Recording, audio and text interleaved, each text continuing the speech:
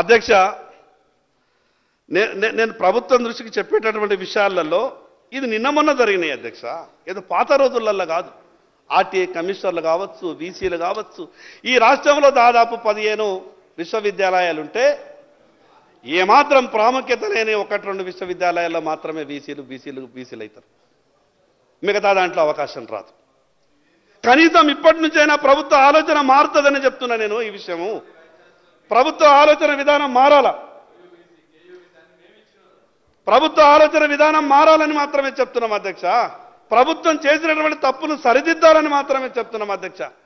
అధ్యక్ష, పదే పదే మంత్రులు అనేక సందర్భాల్లో లేదు మనం మాట్లాడుకోవద్దు, అధికారం రావాలా, మనకు అధికారం కొసకే కదా మనం ఇదంతా చేస్తున్నామని చెప్పి. వాస్తవం అధ్యక్ష, వాస్తవమే. అధికారం మనకు రావాలా. ఏ అధికారం రావాలా అధ్యక్ష? ఏ అధికారం రావాలా? ఈ రాష్ట్ర ముఖ్యమంత్రి అధికారం రావాలా. ఈ రాష్ట్రంలో 60% మంత్రులు అయ్యే అవకాశం రావాలా.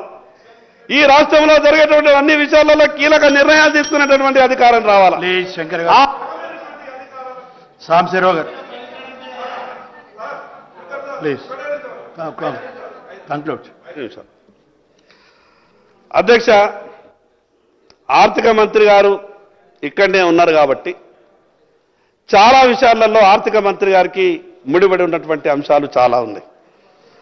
అధ్యక్ష, ఈరోజు బీసీ విద్యార్థులకు స్కాలర్షిప్ లేక ఈ మిగతా రాజకీయ పదవులు ఎప్పుడు వస్తాయో ఎవరిస్తారో అది దేవుడెరుగు గారి చదువుకు దూరమైనటువంటి విద్యార్థులు ఈరోజు బీసీ విద్యార్థులకు ఫీజు రియంబర్స్మెంట్ లేక ఈ విషయాన్ని బీసీలకు సంబంధించిన అంశం కాబట్టి బీసీ విద్యార్థులకు న్యాయం చేసే విధంగా వెంటనే స్కాలర్షిప్లను విడుదల చేయాలని మీ ద్వారా గౌరవ ఆర్థిక మంత్రి గారికి విజ్ఞప్తి చేస్తా ఉన్నాను.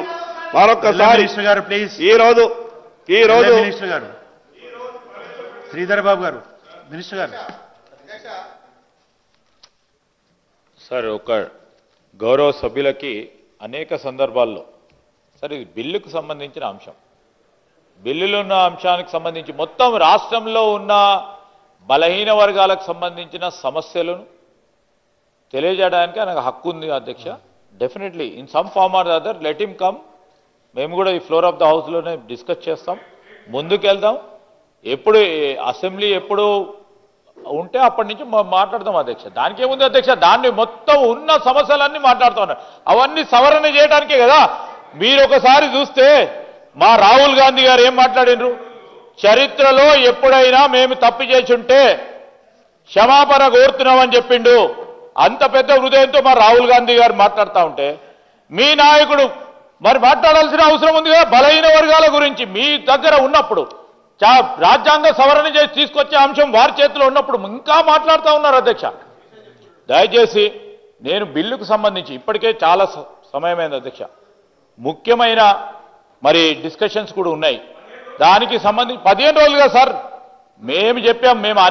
నేను ఈరోజు చెప్తా ఉన్నాం, అన్ని సమస్యలను చర్చించడానికి ప్రభుత్వం తరఫున మేము సిద్ధంగా ఉన్నాం.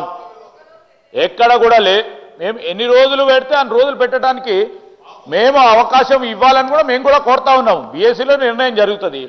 సో మేము చెప్తా ఉన్నాం అధ్యక్ష, ఇవేవైనా డిస్కషన్స్ ఉంటే తర్వాత వారికి ఏమైనా సమస్యలు ఉంటే ఆ సమస్యల విషయంలో కూడా ప్రతి ఒక్క సబ్జెక్టుకు సంబంధించి కూడా మాట్లాడతాం అధ్యక్ష. ఇది బిల్లుకు సంబంధించింది. Let's all be serious. వారు అన్ని రాజకీయం నుంచి పోయినరు, ఫైనాన్స్కి పోయినరు, ఇంకో డిపార్ట్మెంట్కి పోయినరు, 10 డిపార్ట్మెంట్కి పోతా ఉన్నారు అధ్యక్ష. ఈరోజు మేము కోరుతా ఉన్నాము, దయచేసి ఈ బిల్లుకు సంబంధించిన అంశం విషయంలో ఇంకా 4 బిల్స్ కూడా ఉన్నాయి అధ్యక్ష.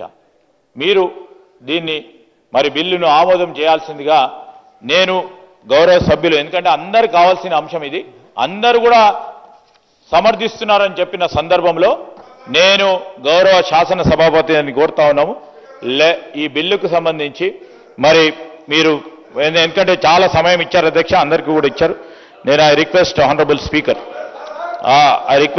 స్పీకర్ అధ్యక్ష, లెట్ బిల్ పాస్ చేయడానికి అవకాశం ఇవ్వాలని కోరుతా ఉన్నాను. The question is that the Telangana municipalities bill.